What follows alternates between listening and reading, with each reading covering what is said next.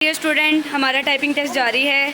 Test के लिए मैं एक स्टूडेंट को दावत देती हूँ। जी स्टूडेंट, अपना तारुफ करवाएं। अस्सलाम वालेकुम, मेरा नाम है आयशा मीर, मैं एमएस ऑफिस का कोर्स कर रही हूँ और मेरा फर्स्ट होमवर्क है।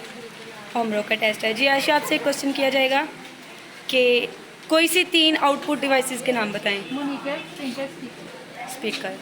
जी आप करना स्टार्ट करें टाइपिंग।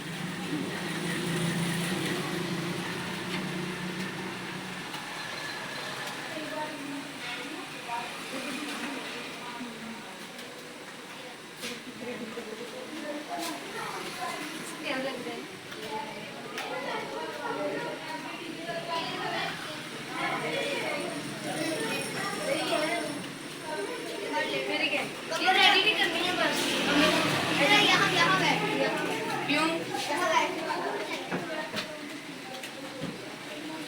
59, very good.